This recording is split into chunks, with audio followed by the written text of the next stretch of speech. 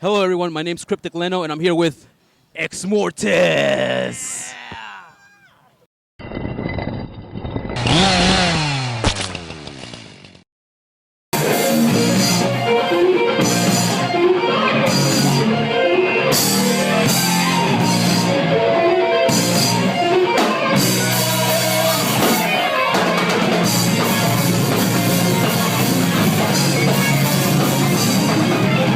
And I'm here today at the Tropics Lounge where they're about to take a stage like around 11, something o'clock.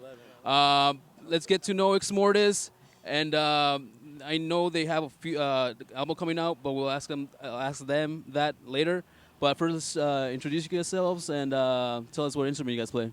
Hi, I'm Balmore. I play bass. I'm Conan, and I play guitar and I sing. Mario, I play lead drums. I'm David. I play guitar. Awesome, pretty fucking awesome.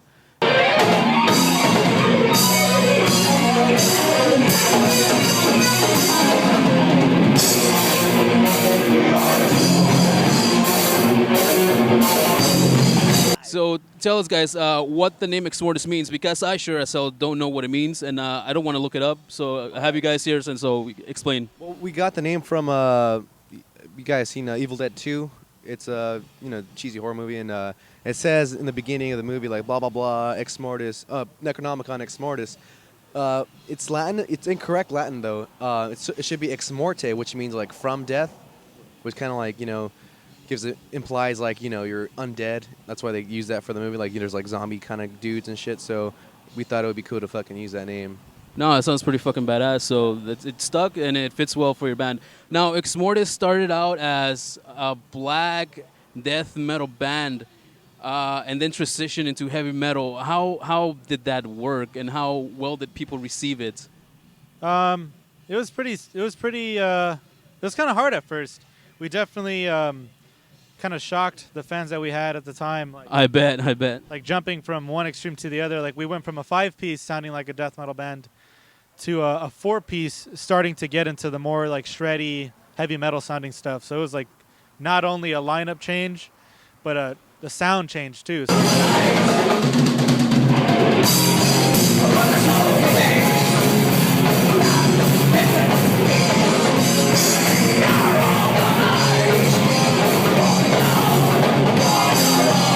No, definitely went from black death metal to heavy metal, which is usually sometimes the other way around. People usually get into heavy metal first and then transition into heavier and harder stuff. No, but you guys heard you guys' sound, and you guys sound fucking great. You guys shred.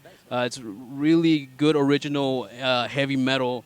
And that being said, you guys seem to be the only heavy metal band around that I heard of around here that really has a lot more following than the other ones.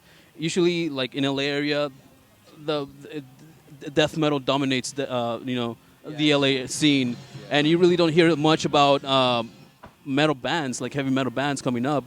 I mean, because people are more into the death metal usually. In that, how has that worked for you? How has your following, worked? I don't know. Like here and there, like it's because those lineup changes.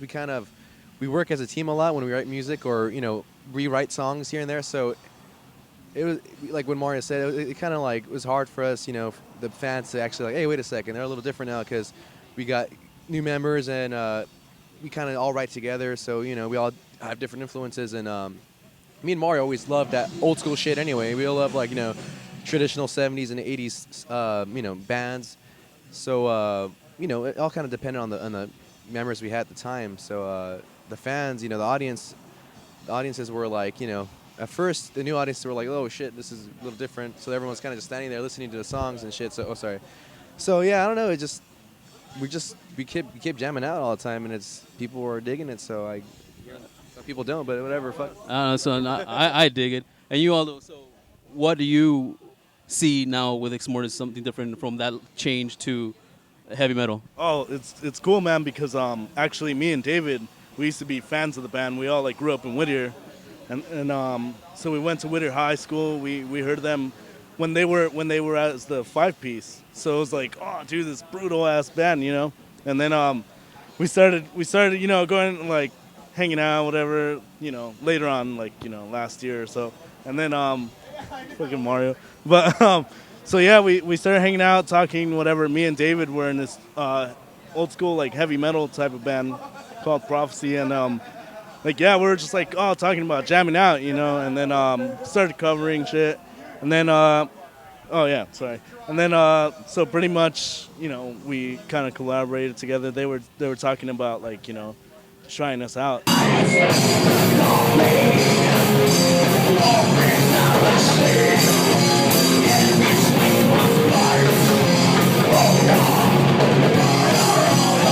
It also worked out in the end.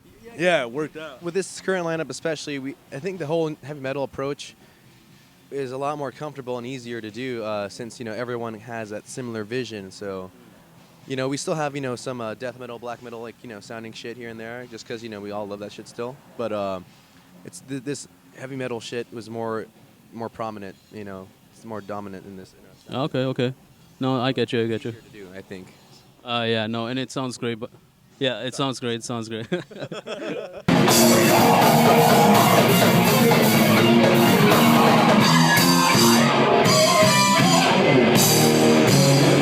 So now let's talk about your future album.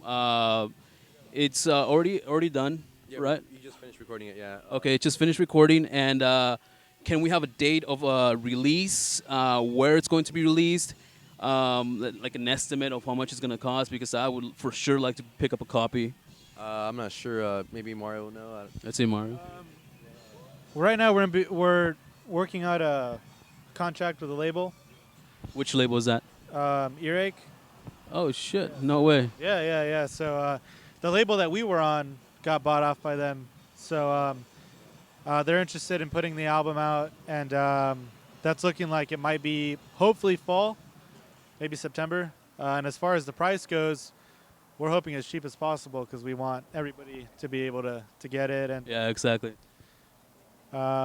stores, I mean, whatever record stores exist at the end in the fall, you know what I mean? All of them are closing, but FYE has it for sure. So Borders, online, anywhere online.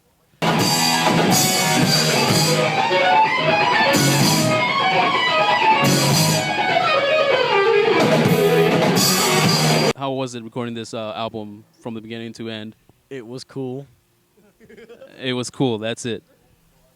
All right, it was badass. Because we got to tour. Not tour. We got to fucking record with this dude. His name's Zach Oren, and he was just like a genius when it came to like tones, and we didn't even really use that much. We used like our Marshalls and tube screamers, and that was it. And like that's what our live setup is.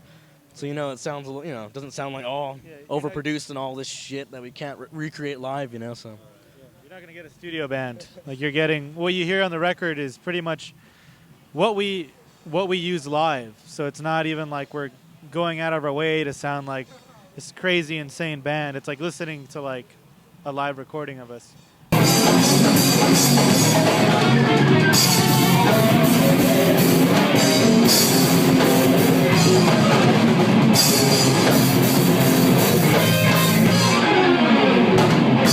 Cool. No, sounds cool. That sounds cool. What are you guys doing over there, man? Little hearts for Metal Load.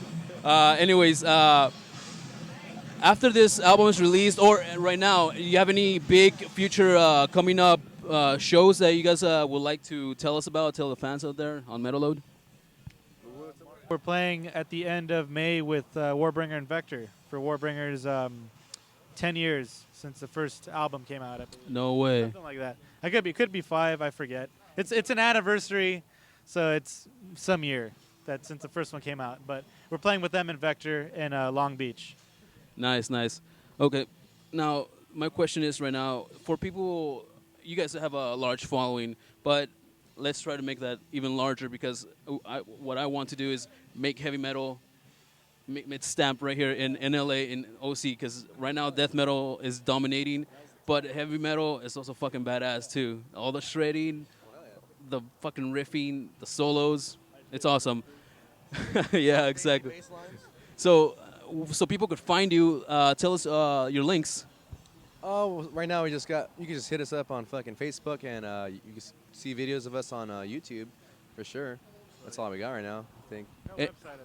We used to have a website. but it costs too much money to run it because everybody's on Facebook. So it's like you're on Facebook telling them to go check out your website for all the info when it's you could just do it on Facebook and not pay anything. So Yeah, no, that's true. Facebook is, I guess, the way to go for local metal bands.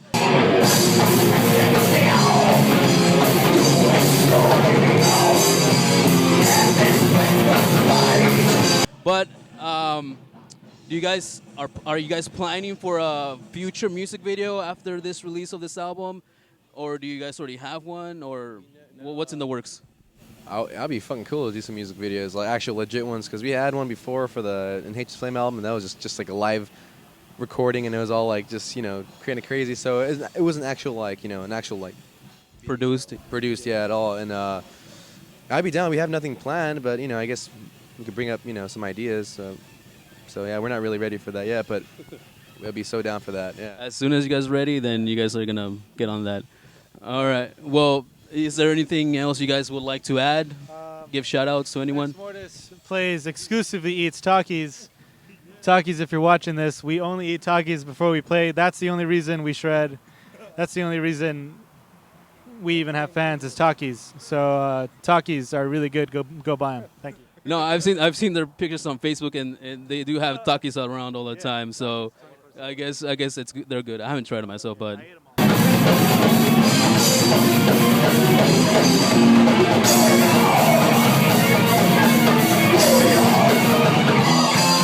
Shout out to Bob Daisy, Billy Sheehan, Ingve Malmsteen. If you're watching, you guys fucking shred. Hail and kill. Fuck the world. Yeah, Man of War. Man of War.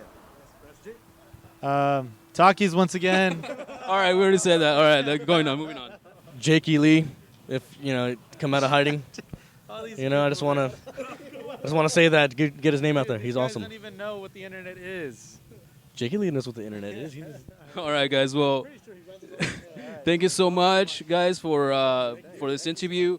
And you guys, don't forget, check out Exmortus. Check out Metal.Load. Sexmortus. Check out Metal.Load. Subscribe, like our page. Check out Cryptic Barrel Productions. And this is Cryptic Leno signing out. You have been watching Metal.Load.